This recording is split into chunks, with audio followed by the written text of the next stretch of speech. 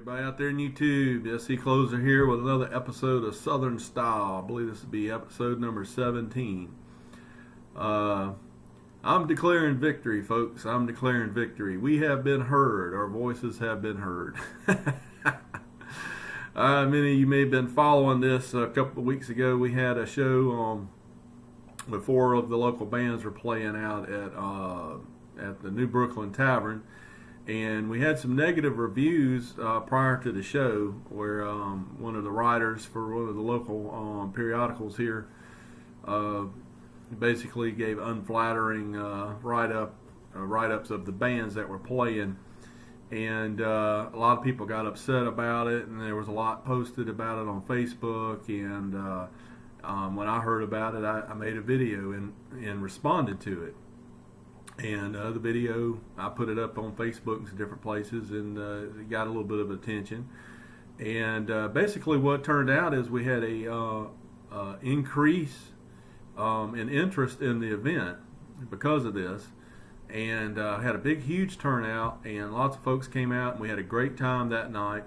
And they had a ceremonial burning of the periodical out back, which we had pictures of, and then we were up on Facebook.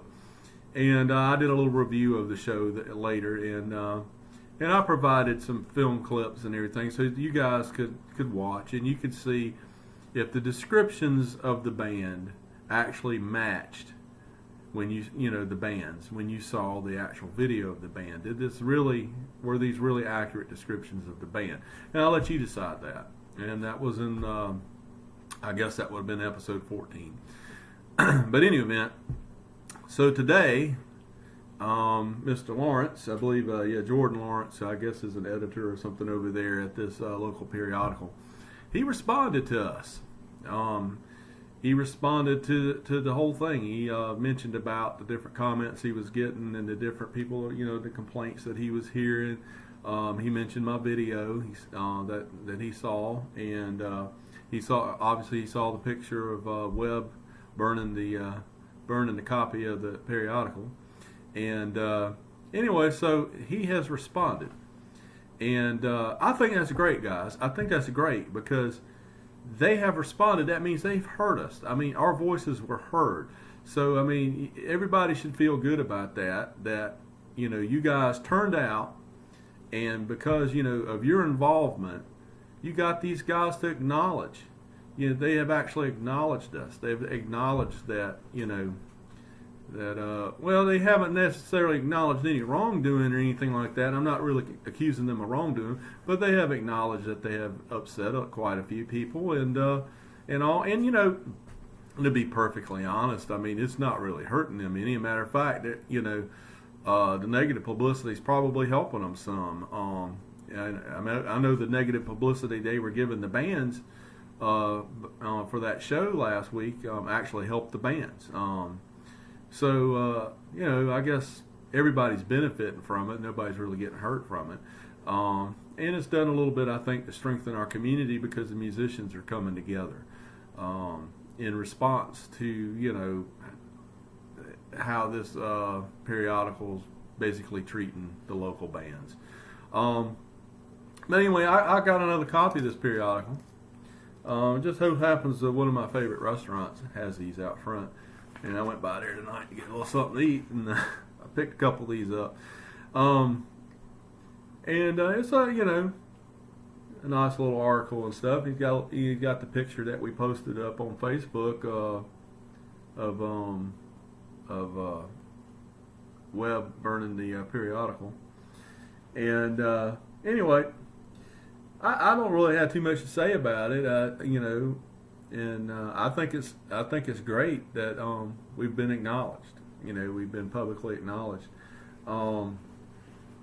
And I would just point out a couple of things. I only have a couple of things to say. He points out in this article that that I guess the section that these things were written in was called sound bites, and I guess the purpose of that is not just to advertise the bands are playing, but it's a commentary. And so, the writers are free to make comments and say whatever they want to say, and I guess that's true. I have no qualms with that. Um, and he wrote in here, he says, and yes, we can be snarky. Hey, we're an alt weekly, that's pretty much our MO. Well, I don't have a problem with you being snarky. I mean, we all know that. I mean, that's pretty obvious. I don't really have a problem with that. But this is something I wanted to read. Let me find it real quick. Basically, I'll just read it. I won't paraphrase or nothing to get accused of misquoting. It says, as some recent complaints have noted, some of our critics play in local bands themselves. And that was one of my big points, okay? That the guy's writing these, unflattering pieces. He's a local musician who plays in bands, okay, in this same area. So I'll read it again. As some recent complaints have noted, some of our critics play in local bands themselves. A vital perspective to balance out those of us who aren't musicians. These writers are never put in the position of criticizing shows competing with their own. Okay. Then he says, we don't write about an act if we haven't seen them play or listen to their recorded output. All right, I'm going to address these two things separately. All right, first thing here, okay, yeah, a musician's going to give you a vital perspective. Yeah, they can do that. I understand why they want a musician to do the reviews. I have no problems with that. But to say they're never put in a position of criticizing shows competing with their own, that's not really saying much. I mean, you can say, well, they weren't playing a show that weekend, or they weren't playing a show in town that weekend, or you could phrase it however you want to. That's not the point. Okay, that's not the point. The point is that you got somebody that's a peer or in the same business as the other people, and he's criticizing the other bands. Whether that criticism is justified or not, that's not the issue. The issue is the position that he holds in the music community. It is inherent conflict of interest. It goes to credibility. Okay? It goes to your credibility. If you want to be taken seriously with your critical reviews, I agree, have a musician do it. But you are always going to be tainted with the fact that everyone's going to question the motives of your reviewer when they know he plays in bands in the area. Okay? And, and whether he's in direct competition with them or not. The appearance of impropriety. It doesn't matter if there is any impropriety. The appearance of it is enough for you to lose credibility. Now, if you don't care about credibility, that's fine. I'm not running this periodical. I don't have no say about it. And personally, it doesn't bother me one bit. I have my own opinions about how credible things are. So it doesn't really matter to me. But if you're concerned about your credibility, Mr. Lawrence, and I'm not really picking on you or nothing, but I'm just responding to what you've written in here. That's what it goes towards. It goes towards your credibility. But I mean, you're in charge. It doesn't matter to me. You can have anybody write them that you want. I'm just pointing it out to you. What was the other thing? The part about you don't write about an act that you haven't seen, I'll read it exactly. We don't write about an act if we haven't seen them play or listened to their recorded output. Now, I know a lot of people have made a big deal about, well, you listen to a recording, that's not the same as going to a show, and that's true. I'm not going to argue that with you.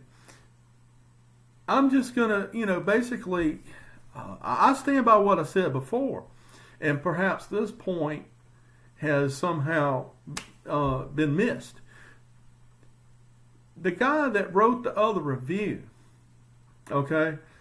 Now, and I got it right here too. All right? When he was calling, I don't remember where it is. I thought I had it right here. Well, maybe I don't. But in any event, when he's calling people sleaze rock, Sunset Strip sleaze rock.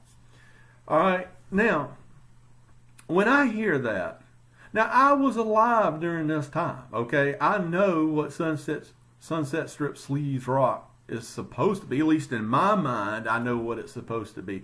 I guess I really don't know what Sunset Strip sleaze rock really is. I just know what I perceive it to be. The first band that comes to my mind when you say Sunset Strip sleaze rock is Motley Crue, because they're one of the first bands, them and Rat, I believe, but they're one of the early bands to come out of that scene. And I've heard people describe them as sleaze rock, and rightly or wrongly, but I mean, that's what I think of. That's Motley Crue. There's a lot of other bands that came out of that scene. Faster Pussycat came out of that. I mean, I guess you could call some of that sleaze rock. I don't know. But in any event, that's what kind of comes to mind. I don't think that really fits the two bands that he was describing. I really don't. And but I will definitely say that when you describe Asara as Sunset Strip sleaze rock, I have to question if whether or not you have ever seen them or heard them play, or even heard anything they've recorded. Now, I haven't listened to everything they've recorded, so maybe they have got something out there that's sleaze rock. I don't know. But everything I've ever heard them record sounds nothing like anything that came off a Sunset Strip.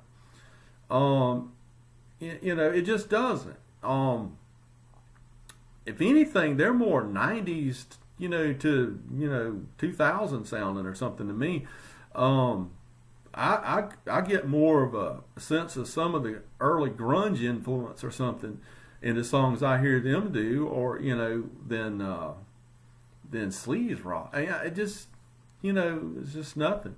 Matter of fact, I mean, I think as a joke they played a little bit of Slither, which is Velvet Revolver, and said that was the closest they'd be playing to sleaze rock that night. Now, I don't know if I'd even consider that sleaze rock, to be honest with you, because Velvet Revolver came long after all that scene. But I guess because, Slash kind of came out of that scene, which I wouldn't necessarily call Guns N' Roses sleaze rock either. They were a little bit different. But in any event, we can debate that all day. But, I just have to question whether or not the guy had ever heard anything by them. I mean, and to be perfectly honest, I would rather the guy, just basically say, oh no, well, I hadn't really heard them and I just thought that's what they did and just made it up, or just said it because somebody told them that. I'd almost rather that be the case than the fact that this guy that you got writing for you that's supposed to be a musician and an expert and everything doesn't know any better than to kind of classify them as, Sunset Strip sleaze rock. That's almost worse, because then it goes to the credibility again. It's like, well, does this guy know what he's talking about? I don't know. And I'll give him the benefit of the doubt. Maybe his definition of sleaze rock, that fits it. I mean, like I said, I don't know if I really even know what it means, all I know is when I hear that phrase, I think Motley Crue. First band comes to my head, Motley Crue. And I like Motley Crue. Don't get me wrong. I don't have anything against Motley Crue. I don't really think Asara sounds like Motley Crue. I just don't. But I guess everybody's ear is a little bit different. But in any event, it is what it is. But that was just my response. So, it's my main points. You can write what you want to write. You got a First Amendment right to do that. And we have our First Amendment rights to, to criticize ourselves. We criticize the critics. And, and that's fine. And there's no ill feelings or anything on my part, and I'm sure there's none on y'all's part either. And I know you guys are going to keep doing what you've been doing, and we're going to keep doing what we're doing. And we're just going to move on. It is not really affecting us one way or the other. The negative publicity is really, what do they say? Any publicity is good publicity. It's not really hurting us. A matter of fact, and I haven't really read this thing. I might as well say the name of it. Everybody knows it's the Free Times here in Columbia. I haven't really read it in years. I know I never could get any review written on any band I ever played in. I contacted them several times over the years. I never could get anybody to ever write anything about any band I played in. I always kind of thought years ago when I would read it that it kind of lost touch with what was really going on, in my opinion. So I haven't paid that much attention to it in a long time. So, so that was just, kind of my feelings on it. I just never did I didn't really see where it was all that relevant. But then, evidently other folks, were reading it and they were seeing these things and, and brought it to our attention. But it's, after talking to some of these people, I've kind of come to find that really, in a sense, a lot of what's written in the Free Times, most people don't believe it nohow. They basically, it's almost like the opinion, if a band gets a bad review, then they figure the band must be good. And if the band gets a good review, they figure it must not be very good. It almost has the opposite effect with a lot of folks. And I was kind of surprised to find that out. But like I said, I haven't really been following it for a while. And that's not necessarily to be a slam against the Free Times or anything. I haven't really seen where it's been really anything in it relevant for me. I will occasionally pick it up if I'm looking to see where bands are playing. If I want to go see a particular band, I'll look it up because of the venues list. Sometimes what bands are coming to play. And I know some venues I've played at with different bands I've been in have advertised in there, and they've advertised that we were coming to play. But nobody ever made no comments about us in sound bites or anything like that. So it's like, my band's always been ignored by the Free Times. I guess that's a good thing after talking to a lot of people around here. And I'm not asking for any exposure or anything. Matter of fact, if you want to write about my bands, you're free to do that. And you can say whatever you want to say. Matter of fact, if you write bad things about us, that probably will help us. So, I'd almost rather you write something bad about us than write something good. So, at this point, but that's another story. But anyhow, I'm not going to make this one too long. I got accused for ranting over 20 minutes on the last one, and then we're getting up on 20 now. So I go ahead and stop. But anyway, folks, just like I said, I'm just declaring victory in this, victory for all of us, all the local musicians, all you guys that came out in support of those bands that night down there at New Brooklyn Tavern. And you came out in defiance of the Free Times, or if you just came out just because you wanted to hear the bands. I know a lot of people probably didn't care one way or the other about the Free Times. They came out to see the bands play, and that's what it's all about. But man, thank you guys for all coming out there and supporting these fellas and gals. I'm just, there's one thing that he did write in here that it is true. I put my glasses back on, because I can't see it. But he mentioned something about a tight-knit community here. Ours is a tight-knit music scene.